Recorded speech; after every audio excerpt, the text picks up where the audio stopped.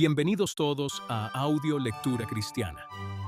En un mundo donde el hombre intenta justificarse a sí mismo, donde muchos creen que pueden acercarse a Dios por sus propias obras, el Evangelio irrumpe con una verdad que destruye todo orgullo humano y exalta la gloria de Dios.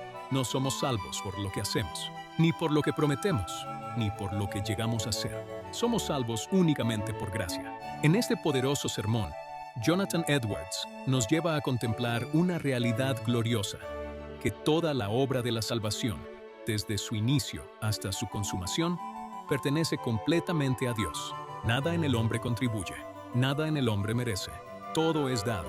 El Evangelio no exalta al pecador, exalta al Salvador. Acompáñame en esta lectura y contempla la grandeza de una salvación donde todo, absolutamente todo, es gracia. Dicho esto, amados hermanos, comencemos. Y sacará la piedra angular con gritos, clamores, gracia, gracia. Zacarías 4:7. La misericordia de Dios es el atributo que nosotros, la raza caída y pecadora de Adán, más necesitamos, y Dios se ha complacido, según nuestras necesidades, en manifestar este atributo de manera más gloriosa que ningún otro. Las maravillas de la gracia divina son las más grandes de todas las maravillas. Las maravillas del poder y la sabiduría, divinos en la creación de este gran mundo, son maravillosas. Otras maravillas de su justicia al castigar el pecado son maravillosas. Muchas cosas maravillosas han sucedido desde la creación del mundo, pero ninguna como las maravillas de la gracia. Gracia, gracia, es el sonido con el que resuena el Evangelio. Gracia, gracia, será el grito que resonará en el cielo para siempre. Y quizás lo que los ángeles cantaron en el nacimiento de Cristo sobre la buena voluntad de Dios hacia los hombres, sea el tema más elevado que jamás hayan abordado. Para comprender el texto, debemos tener en cuenta que el propósito del capítulo es consolar y animar a los hijos de Israel que habían regresado de su cautiverio babilónico en la construcción de Jerusalén y el templo. Al parecer, estaban muy desanimados por la oposición que encontraron en la obra y por la ausencia de la gloria exterior del templo anterior al cautiverio. Los sacerdotes, los levitas y los jefes de las familias lloraron a gritos, mientras que los demás gritaron de alegría al ver el templo, como se puede leer en Esdras 3:12. Muchos de los sacerdotes, levitas y jefes de las familias, que eran ancianos que habían visto la primera casa, cuando se pusieron los cimientos de esta ante sus ojos, lloraron a gritos, y muchos gritaron de alegría. En los capítulos 4 y 5, se puede encontrar un relato completo de la gran oposición y el desaliento que sufrieron. Los profetas Ageo y Zacarías fueron enviados en esta ocasión para consolarlos en medio de esos desalientos, profetizando que las glorias del Evangelio se manifestarían en esta última casa, lo cual haría que sus glorias superaran con creces las glorias de la anterior, a pesar de que ésta era superada en lo externo. En Ageo 2:39, ¿quién de vosotros queda que vio esta casa en su primera gloria? ¿Y cómo la veis ahora? ¿No os parece acaso como nada en comparación con ella? Pero ahora, sé fuerte, Zorobabel, dice el Señor, y sé fuerte, Josué, hijo de Josedec, el sumo sacerdote, y sed fuertes, todos los pueblos de la tierra, dice el Señor, y trabajad, porque yo estoy con vosotros, dice el Señor de los ejércitos. Conforme a la palabra que pacté con vosotros cuando salisteis de Egipto, así mi espíritu permanece entre vosotros. No temáis. Porque así dice el Señor de los ejércitos. Aún una vez, dentro de poco tiempo, sacudiré los cielos, la tierra, el mar y la tierra seca, y sacudiré a todas las naciones, y vendrá el deseado de todas las naciones, y llenaré esta casa de gloria, dice el Señor de los ejércitos. Mía es la plata, y mío es el oro, dice el Señor de los ejércitos. La gloria de esta última casa será mayor que la de la primera, dice Jehová de los ejércitos, y en este lugar daré paz, dice Jehová de los ejércitos. Véase también, en el tercer capítulo de este libro, en el versículo 8, Oye ahora, Josué, sumo sacerdote, tú y tus compañeros que se sientan delante de ti, porque son hombres admirados, porque he aquí, yo traeré a mi siervo, el renuevo. Y el mismo tema se continúa en este capítulo, incluso la gloriosa gracia del Evangelio, que iba a ser manifestada por Cristo en este templo, particularmente en nuestro texto, y sacarán la piedra principal con gritos, clamando, gracia, gracia a ella. La piedra principal es la que corona y termina por completo toda la obra, lo que significa que toda la dispensación del Evangelio iba a ser terminada en mera gracia. Esta piedra debía ser traída entre repetidos gritos o júbilos por la gracia de Dios, lo que significaba la admirabilidad y la gloria de esta gracia. Doctrina. La dispensación del Evangelio se consuma total y completamente en gracia libre y gloriosa. Hay gracia gloriosa que brilla en cada parte de la gran obra de redención. El fundamento se pone en la gracia, la superestructura se levanta en la gracia y todo se termina en la gracia gloriosa. Si Adán se hubiera mantenido firme y perseverado en la obediencia, habría sido feliz por mera generosidad y bondad, pues Dios no estaba obligado a recompensar a Adán por su perfecta obediencia de otra manera que no fuera mediante un pacto, ya que Adán, por el mero hecho de mantenerse firme, no habría merecido la felicidad. Sin embargo, esta gracia no habría sido como la gracia del Evangelio, pues habría sido salvado por sus propias obras, pero la salvación del Evangelio se da completamente gratuitamente. Romanos 11:6. Y si es por gracia, ya no son obras. De otra manera, la gracia ya no sería gracia. Pero si es por obras, ya no es gracia. De otra manera, la obra ya no sería obra. Para poder ofrecerles la explicación más completa posible de esta doctrina en poco espacio, primero mostraremos cómo la gracia gratuita brilla en las distintas partes de esta maravillosa obra de redención. Segundo, hablaremos un poco de la gloria de esta gracia. Pero en cuanto a lo primero, cada parte de esta obra se realizó por pura gracia. Primero, fue por gracia divina que Dios tuvo pensamientos o designios de rescatar a la humanidad después de la caída. Si no hubiera habido una inmensa fuente de bondad en Dios, jamás habría considerado la posibilidad de redimirnos después de nuestra deserción. El hombre fue bastante feliz al principio, y podría haber continuado siéndolo por toda la eternidad, si así lo hubiera querido. No fue obligado a caer. Si no se hubiera rebelado voluntaria y pecaminosamente contra Dios, jamás habría sido expulsado como un miserable indigno, como lo fue. Pero aunque Dios había sido tan abundante en su generosidad hacia él, que lo hizo cabeza de la creación inferior y gobernante de todas las demás criaturas, y había plantado un jardín a propósito para su deleite, y lo habría fijado en una felicidad eterna, solo con la condición razonable de que obedeciera los sencillos mandamientos de su Creador. Pero a pesar de todo, se rebeló y se pasó de Dios al diablo, movido por una ambición perversa de ser un Dios él mismo, no contento con el estado feliz en el que se encontraba como hombre, y así se rebeló contra la autoridad de Dios. Ahora bien, ¿quién sino Dios de gracia infinita no se habría sentido impulsado, después de esto, a dejarlo como estaba, en el miserable estado en que se había metido por su desobediencia? Resolviendo no ayudarlo más, dejándolo a su suerte y al castigo que merecía, dejándolo en manos del diablo donde se había arrojado, sin contentarse en los brazos de su Creador. ¿Quién sino uno de gracia infinita habría siquiera pensado en encontrar una manera de su recuperación? Dios no nos necesitaba en absoluto, ni tampoco necesitaba nuestras alabanzas. Se basta a sí mismo, y no necesita ni desea ninguna felicidad adicional. Si necesitara la adoración de sus criaturas, tenía miles y decenas de miles de ángeles.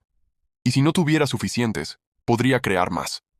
O bien, podría haber glorificado su justicia en la destrucción y ruina eternas del hombre, y haber creado con infinita facilidad otros seres, más perfectos y gloriosos que el hombre, para que cantaran eternamente sus alabanzas. Segundo, pero sobre todo fue por su gracia abundante e ilimitada que entregó a su único Hijo para nuestra restauración.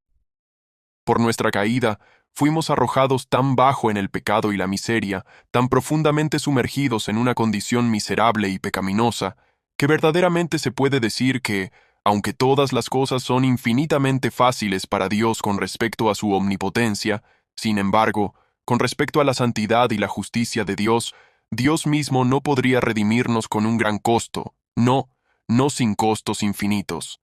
Es decir, no sin la presencia de aquello que es de valor y valor infinitos, incluso la sangre de su Hijo, y en términos propios, la sangre de Dios, de la persona divina.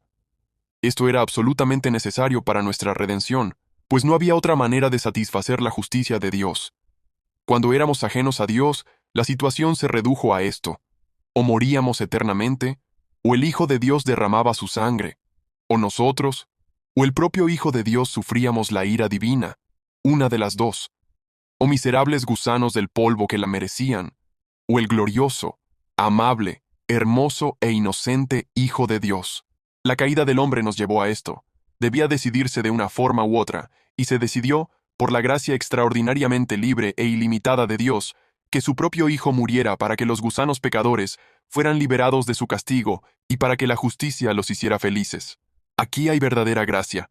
Bien podemos exclamar, gracia, gracia. Los paganos consideraban que el sacrificio de un hijo único era la mayor ofrenda posible a los dioses. Era lo que a veces ofrecían en tiempos de gran angustia, y en algunas partes del mundo se sigue practicando hasta el día de hoy. Pero tenemos algo aún más extraordinario que lo que se nos revela en el Evangelio. No que los hombres sacrificaran a sus hijos únicos a Dios, sino que Dios entregó a su Hijo unigénito para ser sacrificado por la humanidad. Dios le ordenó a Abraham que le ofreciera a su Hijo único, y quizás la fe y el amor de Abraham sean admirables, pues estuvo dispuesto a hacerlo. Pocos lo harían hoy en día, pero si esto les sorprende, cuán maravilloso es que, en lugar de que Abraham ofreciera a su Hijo único a Dios, Dios entregara a su Hijo unigénito para ser ofrecido por Abraham y por cada descendiente de Abraham. Sin duda, reconocerán que esto es una maravilla sin parangón. Además, Dios no hizo esto por sus amigos, sino por sus enemigos y los que lo odiaban. No lo hizo por sus súbditos leales, sino por los rebeldes. No lo hizo por sus hijos, sino por los hijos del diablo. No lo hizo por los que eran excelentes, sino por los que eran más odiosos que los sapos y las víboras. No lo hizo por los que podían serle de provecho o provecho, sino por los que eran tan débiles que, en lugar de beneficiar a Dios, no podían ayudarse a sí mismos en lo más mínimo. Dios le ha dado al hombre caído un don tan grande que no le ha dejado nada que hacer para ser feliz, sino simplemente recibir lo que se le da. Aunque haya pecado, Dios no le exige ninguna reparación ni restauración. Si quiere recibir a su Hijo, no le pide dinero ni precio alguno, no tiene que hacer penitencia para ser perdonado. Lo que Dios ofrece, lo ofrece gratuitamente. Dios ofrece al hombre la felicidad eterna en condiciones mucho más generosas desde su caída que antes. Antes, debía hacer algo por su felicidad. Debía obedecer la ley, pero desde que cayó, Dios le ofrece la salvación gratuitamente, solo si acepta la salvación tal como se ofrece, es decir, gratuitamente por medio de Cristo, mediante la fe en Él. Tercero, fue por pura gracia que el Hijo estuvo tan dispuesto a emprender nuestra salvación. Con qué alegría, sí, con qué gozo la emprendió, aunque Él mismo fue quien sufrió por la humanidad, aunque Él mismo cargó con su pecado y se hizo pecado por Él. Con qué alegría habló. Salmo 40:78. He aquí, vengo. En el rollo del libro está escrito de mí. Me deleito en hacer tu voluntad, oh Dios. En Proverbios 8:31, dice que sus deleites estaban con los hijos de los hombres, pues los amaba tanto que parecía dispuesto a morir en su lugar antes que verlos sufrir. Lo emprendió libremente por puro amor y compasión, pues nunca fue ni será recompensado por ellos por su sangre. Fue para que fuéramos felices. Cuarto, la aplicación de la redención del Evangelio por el Espíritu Santo es de mera gracia. Aunque Dios Padre nos ha provisto un Salvador, y Cristo ha venido y muerto, y no falta nada más que nuestra recepción voluntaria y sincera de Cristo, sin embargo, pereceremos eternamente si Dios no nos concede su gracia y no aplicamos los beneficios de Cristo a nuestras almas.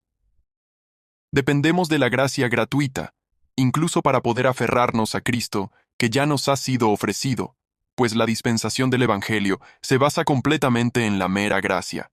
Efesios 2:81.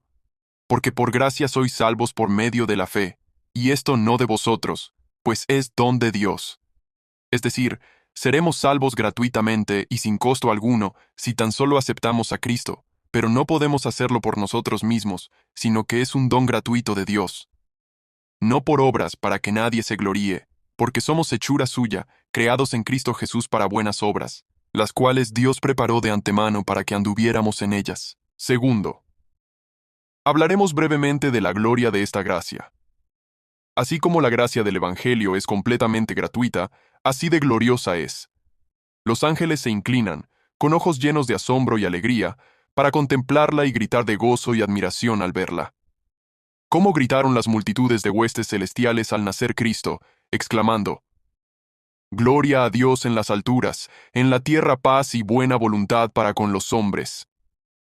Bien puede la piedra angular de esta casa ser traída con gritos exclamando: ¡Gracia, gracia! Todos los atributos de Dios resplandecen ilustremente en el rostro de Jesucristo. su sabiduría al idear su poder para vencer a la muerte y al diablo, y los corazones duros y pedregosos de los hombres depravados. Su justicia al castigar los pecados de los hombres en su propio Hijo amado, en lugar de dejarlos impunes. Pero más especialmente, en su gracia, ese dulce atributo, ha magnificado su misericordia por encima de todos sus nombres. La gracia de Dios, manifestada en el Evangelio, es gloriosa, primero, por su grandeza. Cada circunstancia del Evangelio, la gracia la realza sorprendentemente. Miremos en qué parte queramos, veremos suficiente para llenarnos a nosotros y a todos los ángeles en el cielo de admiración para siempre. Si la consideramos como la gracia de Dios Padre y consideramos su grandeza, su santidad, su poder y justicia, inmensidad y eternidad, si consideramos diligentemente cuán grande es el ser que tuvo tanta piedad y compasión por la humanidad, es suficiente para asombrarnos, dolorosa para nuestra naturaleza. Todo ello realza infinitamente la gracia del Evangelio. Segundo, por el glorioso fruto de esto. Nada menos que la salvación y la gloria eterna son los frutos de esta gracia del Evangelio. La adopción, la unión con Cristo, la comunión con Dios, la morada del Espíritu Santo, la felicidad celestial, el gozo del paraíso eterno, la nueva Jerusalén, la gloriosa y triunfante resurrección del cuerpo, y un reinado eterno con Cristo en la plenitud de la gloria, el gozo y la felicidad. Nada menos que estas cosas son los efectos de esta maravillosa gracia. ¿Qué enorme diferencia hay entre un pobre y miserable pecador, lleno de pecado, condenado al fuego del infierno, y un santo resplandeciente con vestiduras de gloria, coronado con una corona de victoria y triunfo? Pero no es menor diferencia que esta, hecha en el mismo hombre por la gracia de Dios en Cristo. Solicitud. 1. De ahí aprendemos cómo deshonran a Dios y al Evangelio quienes dependen de cualquier otra cosa que no sea la mera gracia. El Evangelio es, con mucho, la manifestación más gloriosa de la gloria de Dios que jamás se haya dado al hombre, y la gloria del Evangelio es gracia gratuita y mera misericordia. Ahora bien, quienes no confían en esta gracia gratuita, hacen todo lo posible por privar al Evangelio de esta gloria y manchar la gloria de Dios que en él resplandece.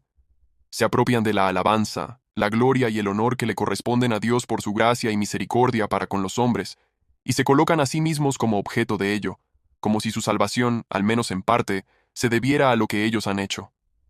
Esto debe ser muy provocador y sumamente ofensivo para Dios. Para los miserables pecadores, después de haber caído en un estado tan miserable que es imposible que sean salvados por otro medio que no sea la pura gracia, y Dios es tan gloriosamente rico en su bondad, que les ofrece esta gracia gratuita por compasión hacia ellos. Cuán provocador debe ser para Dios que estos miserables e indefensos desdichados se atribuyan a sí mismos algo de su salvación. Dios no nos ofrece la oportunidad de comprar y obtener nuestra propia salvación, sino la oportunidad de aferrarnos a la salvación que ya está comprada y obtenida para nosotros. Tampoco podemos hacer esto por nosotros mismos, es un don de Dios. Hay quienes esperan ser salvados de una manera muy distinta a la que propone el Evangelio, es decir, por su propia justicia, siendo tan buenos y obrando tan bien, que Dios considere su bondad suficiente para compensar el pecado que han cometido, equiparando así su bondad con la sangre de Cristo. Esta idea suele arraigarse en el corazón orgulloso del hombre. Algunos, como católicos, afirman abiertamente merecer la salvación. Otros sostienen que pueden prepararse y capacitarse para una salvación ya merecida, o al menos que pueden hacer algo por sí mismos para alcanzarla. Es de temer que muchos que no profesan abiertamente ni su propia justicia, ni su propia fortaleza, en realidad dependen en gran medida de ambas. Con esta doctrina, ¿cuánto deshonran la gracia gratuita del Evangelio? 2. Exhortémonos todos a aceptar la gracia del Evangelio. Uno pensaría que no habría necesidad de tales exhortaciones, pero, ¡ay!, tal es la terrible maldad y la horrible ingratitud del corazón humano que se necesita mucha persuasión y súplica para aceptar la bondad de Dios cuando se le ofrece. Consideraríamos una horrible ingratitud que una criatura pobre y necesitada rechazara nuestra ayuda y bondad cuando, por mera compasión, nos ofrecemos a ayudarla. Si vieras a un hombre en extrema aflicción, en una necesidad imperiosa de ayuda y alivio, y te esforzaras mucho, con gran sacrificio y sacrificio, por compasión, para ayudarlo, ¿cómo lo tomarías si, con orgullo y rencor, lo rechazara y lo despreciara en lugar de agradecértelo? ¿No lo considerarías un acto de profunda ingratitud, irracionalidad y bajeza? ¿Y por qué no tiene Dios 1000 veces más motivos para consideraros viles e ingratos si rechazáis su gloriosa gracia en el Evangelio que os ofrece? Cuando Dios vio a la humanidad en la más extrema necesidad, en la mayor y más aflicción, expuesta al fuego del infierno y a la muerte eterna, de la cual era imposible que se librara a sí mismo o que fuera librado por ningún otro medio, se compadeció de ellos y los rescató de las fauces de la destrucción con su propia sangre. Ahora bien, qué gran ingratitud supone rechazar semejante gracia. Pero así es. Multitudes no aceptan un regalo gratuito del Rey del mundo. Tienen la osadía y la horrible presunción de rechazar una bondad ofrecida por Dios mismo y no aceptar un regalo de Jehová, ni siquiera de su propio Hijo, su Hijo igual a Él. Sí, no lo aceptan, aunque muera por ellos. Sí, aunque muera una muerte agonizante, aunque muera para que sean librados del infierno y tengan el cielo, no aceptan este regalo, aunque lo necesiten tanto que sin él serán miserables para siempre. Sí, aunque Dios Padre los invite y les ruegue, no aceptarán, aunque el Hijo de Dios mismo llame a su puerta hasta que su cabeza se moje con el rocío y sus cabellos con las gotas de la noche, suplicándoles que lo acepten por su propio bien, aunque les haga tantas promesas gloriosas, aunque les ofrezca tantos beneficios preciosos para tentarlos a la felicidad, quizás durante muchos años, aún así, se niegan obstinadamente a todo. ¿Se ha oído jamás semejante ingratitud o puede concebirse una mayor? ¿Qué quieres que Dios haga por ti para que lo aceptes? ¿Es el regalo que te ofrece demasiado pequeño, que lo consideras insignificante para aceptarlo? ¿Acaso Dios no te ofreció a su Hijo? ¿Qué más podría ofrecer? Sí, podríamos decir que Dios mismo no tiene un regalo mayor que ofrecer. ¿Acaso el Hijo de Dios no hizo suficiente por ti, que no lo aceptas? ¿Acaso no murió? ¿Qué más podría hacer? Sí, podríamos decir que el Hijo de Dios no podría hacer nada mayor por el hombre. ¿Te niegas porque quieres ser invitado y cortejado? Puedes oírlo, día tras día, invitándote, si tan solo prestas atención. ¿O es porque no necesitas la gracia de Dios? ¿No la necesitas tanto que debes recibirla o ser condenado a toda la eternidad? ¿Qué mayor necesidad puede haber? ¡Ay, miserables criaturas que somos! En lugar de que el don de Dios ofrecido en el Evangelio no sea suficiente para nosotros, no somos dignos de nada en absoluto. Somos menos que la menor de todas las misericordias de Dios. En lugar de merecer al Hijo de Dios agonizante, no somos dignos de la más mínima migaja de pan, la más mínima gota de agua, ni el más mínimo rayo de luz. En lugar de que Cristo no haya hecho lo suficiente por nosotros al morir con tanto dolor e ignominia, no somos dignos de que siquiera nos mire, en lugar de derramar su sangre. No somos dignos de que Cristo nos ofrezca una sola vez el más mínimo beneficio, en lugar de exhortarnos durante tanto tiempo a ser eternamente felices. Quien persista en rechazar a Cristo, descubrirá más adelante que, en lugar de no necesitarlo, una sola gota de su sangre le habría valido más que todo el mundo. Por lo tanto, que nadie sea tan ingrato con Dios, ni tan imprudente para sí mismo como para rechazar la gloriosa gracia del Evangelio. Tercero, que aquellos que han sido hechos partícipes de esta gracia gratuita y gloriosa de Dios, dediquen sus vidas a alabanzas y aleluyas a Dios, por las maravillas de su misericordia en su redención. A vosotros, oh redimidos del Señor, se aplica más directamente esta doctrina. Vosotros sois los que habéis sido hechos partícipes de toda esta gloriosa gracia de la que ahora habéis oído hablar. Sois vosotros a quienes Dios consideró restaurar después de vuestra miserable caída en terrible depravación y corrupción, y en peligro de la terrible miseria que inevitablemente le sigue. Es por vosotros en particular que Dios dio a su Hijo, sí, a su único Hijo, y lo envió al mundo. Es por vosotros que el Hijo de Dios se entregó tan libremente. Es por vosotros que nació, murió, resucitó y ascendió, e intercede. Es a vosotros a quienes se aplica libremente el fruto de estas cosas. Todo esto se hace perfecta y completamente libremente, sin ningún mérito vuestro, sin ninguna justicia o fuerza vuestra.